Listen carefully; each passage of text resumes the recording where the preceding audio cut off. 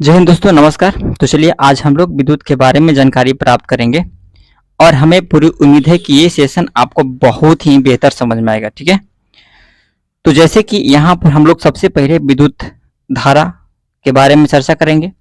इसके बाद हम लोग यहाँ पर देखने को मिलेगा इधर एम्पियर का, एमीटर का, विद्युत विभव विभवांतर का और वोल्ट मीटर का, ओके, ओम का नियम, ये सब चीज की हम लोग इस वीडियो में जानकारी प्राप्त करेंगे।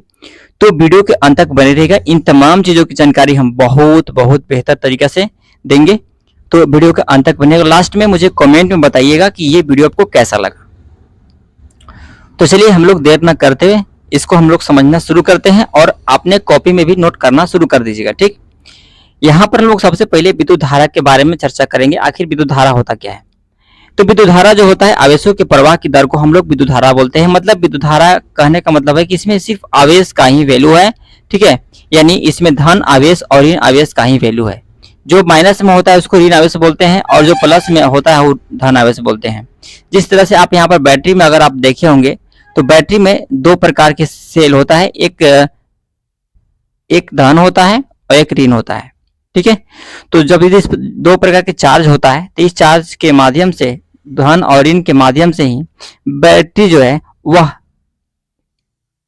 लाइन को क्रिएट करता है, वह करंट को क्रिएट करता है। ठीक है, तो यहां पर आपको समझ में आ गया।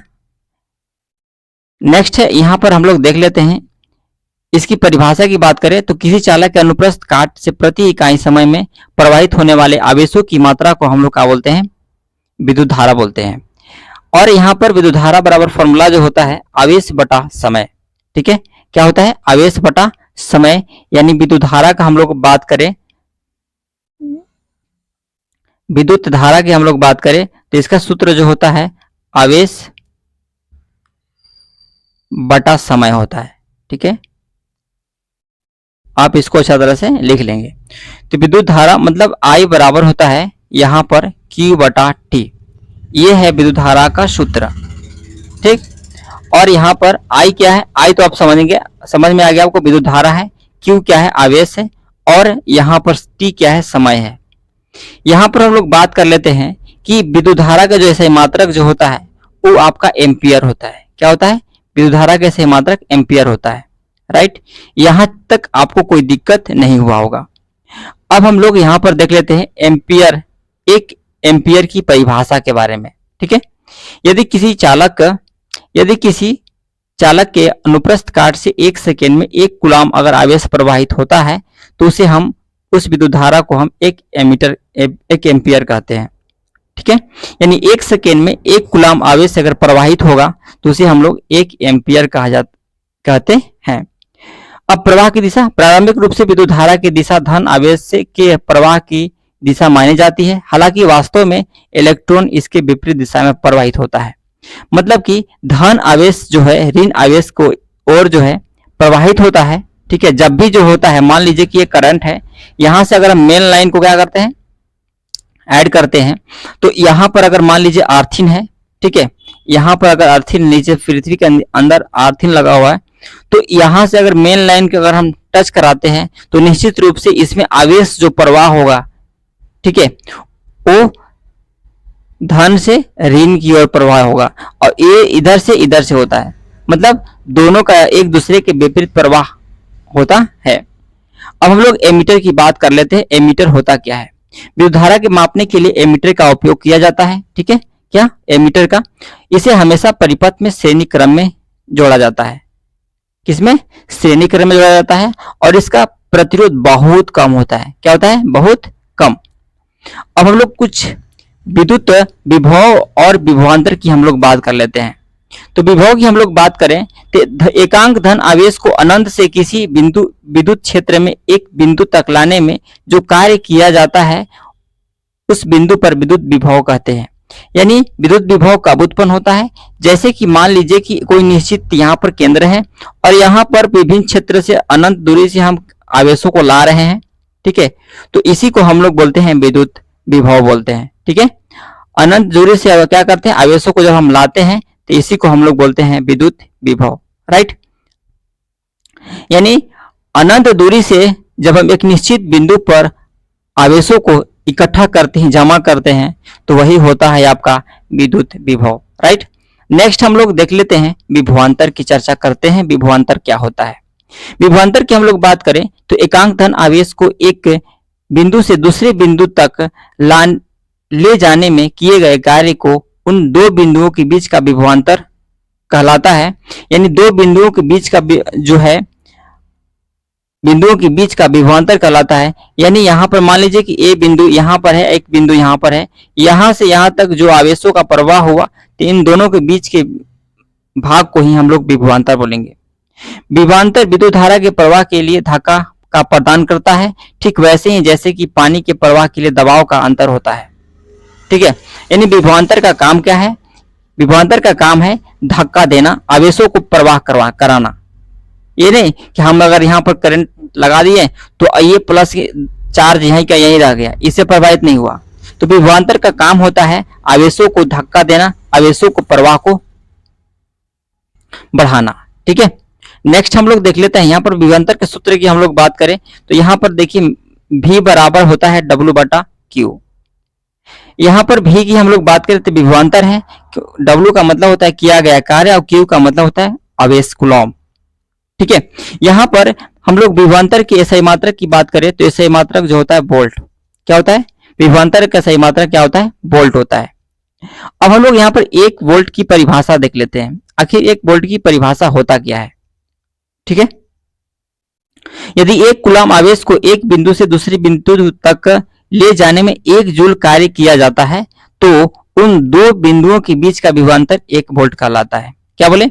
यदि यहाँ पर 1 कूलम आवेश को एक बिंदु से दूसरे बिंदु, ए बिंदु यहां मान लीजिए, एक बिंदु यहां मान लीजिए, एक बिंदु से दूसरे बिंदु तक ले जाने में अगर 1 जूल कार्य किया जाता है तो इन दो बिंदुओं के बीच का विभवांतर जो है वैसी को हम लोग बोलते हैं 1 वोल्ट। यदि 1 जूल कार्य किया गया तो उसको हम लोग बोलते हैं 1 वोल्ट। अब हम लोग बात कर लेते हैं वोल्ट मीटर। क्या होता है? वोल्ट मीटर की बात कर लेते हैं। विभवांतर को मापने के लिए वोल्ट मीटर का उपयोग किया जाता है, क्योंकि अभी आपको हम बताएं कि जो विभवांतर के SI मात्रक जो होता है वोल्ट होता है, उसी को वोल्ट मीटर भी बोलते हैं। इसमें हमेशा परिपथ में उन दो बिंदुओं की समांतर क्रम श्रेणियों में जोड़ा जाता है जिनके बीच विभवांतर मापना है, और इसका प्रतिरोध बहुत अधिक होता है। ठीक है, यानी वोल्ट मीटर का जो प्रतिरोध होता है वो बहुत अधिक होता है, जबकि इससे पहले हम एक और बताए थे ए मीटर का जो प्रतिरोध जो होता है वो बहुत कम होता है और वोल्ट मीटर का प्रतिरोध बहुत अधिक होता है। ठीक है, तो ये चीज आपको समझ में आ गया हो। नेक्स्ट हम लोग बात कर लेते हैं यहाँ पर ओम का नियम। अब ओम का नियम क्या है इसके बारे में हम लोग चर्चा कर लेते हैं। चलिए, ओम का नियम की बात करें तो यह नियम विद्युत धारा, विभवांतर और आवेशों के बीच के संबंध स्थापित करता है, तो उसको हम लोग बोलते हैं ओम का नियम। ठीक है, यानी ओम के नियम के अनुसार जो है किसी चालक के सिरों के बीच का विभवांतर उसमें प्रवाहित होने वाली विद्युत धारा के समानुपाती होता है, बशर्ते चालक का तापमान और अन्य भौतिक परिस्थितियां अपरिवर्तित रहे। ठीक है, यानी परिवर्तित ना रहे, अपरिवर्तित रहे। ठीक है, अब हम यहाँ पर बात कर लेते हैं कि यहाँ पर कहा गया रहा है कि किसी चालक के सिरों के बीच का विभवांतर जो उसमें प्रवाहित होने वाली विद्युत धारा के समानुपाती होता है, यानी V समानुपाती I होता है। क्या होता है? V समानुपाती I, यानी विभवांतर जो है उसमें प्रवाहित होने वाली धारा यानी I के समानुपाती होता है। अब ये फॉर्मूला V बराबर IR, तो यहाँ पर देखिए यह है V बराबर कर दिए, यहां पर करेंगे RI। ये R क्या है? R जो है यह प्रतिरोधकता है। क्या है? प्रतिरोध उत्पन्न करने वाला। एक यहाँ पर इसको हम लोग समानुपाती नियतांक बोलते हैं। क्या बोलते हैं? समानुपाती नियतांक बोलते हैं। तो जब ये समानुपात हटता है तो यहाँ पर R आता है। ठीक है, इक्वल करके R आता है, इसके बाद I लिख देते हैं। तो इस तरह से V बराबर मेरा IR एक सूत्र क्रिएट हो जाता है। ओके,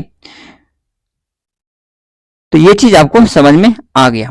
यहां पर आप देख पा रहे होंगे कि दिया हुआ है जहां की V बराबर IR दिया हुआ है यहाँ पर, और R क्या है? अनुपातिक स्थिरांक है जिसे हम प्रतिरोध कहते हैं, और I क्या है? I तो आपको समझ में विद्युत धारा है, और V क्या है? वोल्ट विभवांतर है। ओके, चलिए अब हम लोग बात करें तो ओम के नियम का सत्यापन किस तरह से करते हैं। ठीक है, ओम के नियम का सत्यापन के लिए एक प्रयोग द्वारा इसे सत्यापित किया जा सकता है। इसमें विभिन्न वोल्टेजों पर धारा मापकर 5 to 1 ग्राफ खींचा जाता है। इसमें सीधी रेखा प्राप्त होती है तो ओम के नियम पुष्टि करती है। यदि सीधी रेखा प्राप्त होगा तो वह ओम के नियम को पुष्टि करेगा और नहीं होगा तो नहीं करेगा। ठीक है, तो एग्जाम के लिए बहुत ही इंपॉर्टेंट है ये ओम का नियम, इसको ध्यान से आप रखेंगे। अब हम लोग प्रतिरोध की बात कर लेते हैं। प्रतिरोध होता क्या है? प्रतिरोध वह गुण है जो कि चालक में विद्युत धारा के प्रवाह को विरोध करता है। प्रतिरोध करने का मतलब रेजिस्टेंस जिसको हम लोग बोलते हैं, इसका काम है प्रतिरोध करना, विरोध करना। ठीक है, यदि कोई यहाँ पर विद्युत धारा इसमें प्रवाहित हो रहा है तो इसके बीच अगर यहाँ पर कोई स्विच लगा दिया जाए तो और यहाँ से स्विच ऑफ कर दिया जाए, ठीक है, तो इस ये हो जाएगा आपका, अगर यहां से यहां तक अगर मान लीजिए ये है तार है, अभी ये स्विच क्या है, अभी स्विच ऑफ है। क्या है? स्विच ऑफ है। और यहां पर इस तरह से तार लगा हुआ है और यहां स्विच अगर हम एक स्विच लगा दें तो ये स्विच ऑन हो जाएगा। यानी ये स्विच ऑफ कर दिए तो ये भी हो गया प्रतिरोध, प्रतिरोध उत्पन्न हो गया। ठीक है, विरोध उत्पन्न हो गया, रुकावट हो गया। ठीक, अब प्रतिरोध का ऐसा मात्रक ओम होता है। क्या होता है? प्रतिरोध को ऐसे मात्रक ओम होता है। ये भी चीज इंपॉर्टेंट है आपके एग्जाम के लिए। चलिए हम लोग यहां पर देख लेते हैं एक ओम की परिभाषा।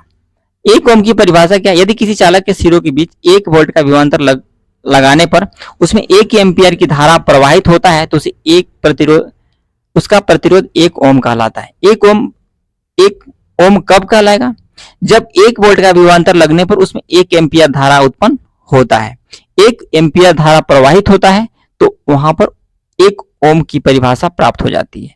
राइट, नेक्स्ट हम लोग यहाँ प्रतिरोध को प्रभावित करने वाले कारक, आखिर कौन कौन से कारक जो प्रतिरोध को प्रभावित करते हैं। ठीक है, तो चालक की लंबाई, ठीक है, लंबाई पर प्रतिरोध किस समानुपाती होता है? लंबा तार अधिक प्रतिरोध प्रदान करता है। ठीक है, यदि मान लीजिए कि यहां से यहां तक लंबा तार है और एक छोटा तार है तो इसमें प्रतिरोध कम उत्पन्न होगा और इसमें प्रतिरोध ज्यादा उत्पन्न होगा। यानी तार की लंबाई पर भी डिफरेंट करता है। अनुप्रस्थ काट का क्षेत्रफल, प्रतिरोध अनुप्रस्थ काट के क्षेत्रफल की व्युत्क्रमानुपाती होता है। मोटा तार कम प्रतिरोध प्रदान करता है। पदार्थ की प्रकृति पर, ओके, जबकि कुछ कुचालक भी होते हैं जो प्रतिरोध उत्पन्न करने का काम करते हैं। तापमान पर भी यह प्रतिरोध उत्पन्न होता है। ठीक है, अब हम लोग प्रतिरोधकता की चर्चा करते हैं। प्रतिरोधकता होता क्या है? ठीक है, यदि पदार्थ का आंतरिक गुण और यह चालक के आकार पर निर्भर नहीं करता है। ठीक है, प्रतिरोधकता यह पदार्थ का आंतरिक गुण है और यह चालक के आकार यानी लंबाई या क्षेत्रफल पर निर्भर नहीं करता है। सूत्र जो होता है R बराबर L बटा A। R बराबर क्या होता है? L बटा A होता है। L बोले तो क्या और A बोले तो क्या? देखिए, L बटा A का मतलब होता है L मतलब चालक की लंबाई, ठीक है, और A बोले तो जो यहां पर उसका व्युत्क्रमानुपाती होता है एरिया। ठीक है, व्युत्क्रमानुपाती होता है यानी R बराबर L बटा A जो होता है, यानी चालक की लंबाई जो है और क्षेत्रफल के क्या होता है? यह व्युत्क्रमानुपाती होता है, जबकि लंबाई के समान अनुपाती होता है प्रतिरोध। राइट, अब ओम मीटर जो होता है प्रतिरोधकता का सही मात्रक क्या होता है? ओम मीटर होता है। क्या होता है? ओम मीटर प्रतिरोधकता का सही मात्रक होता है। कुचालक की प्रतिरोधकता बहुत कम होती है, कुचालक बहुत अधिक है, और मिश्र धातुओं की प्रतिरोधकता चालक और कुचालक के बीच की होती है। ठीक है, ये चीज जो है आप एग्जाम में इसको राइट डाउन कर सकते हैं। ठीक है, और इसको कॉपी में जरूर नोट करेंगे। ठीक, जब एक से अधिक प्रतिरोधों के परिपथ में जोड़ा जाता है तो उन्हें संयोजन के 2 मुख्य तरीके होते हैं। जब एक से अधिक प्रतिरोधों को एक परिपथ में जोड़ा जाता है तो संयोजन के उनको बहुत से मुख्य तरीके हैं। एक श्रेणी क्रम संयोजन और एक समांतर क्रम संयोजन। अब श्रेणी क्रम संयोजन और समांतर क्रम संयोजन क्या होता है, इसकी चर्चा हम नेक्स्ट वीडियो में करेंगे। मिलते हैं नेक्स्ट वीडियो में। वीडियो कैसा लगा मुझे कमेंट में बताइएगा। जय हिंद, जय भारत।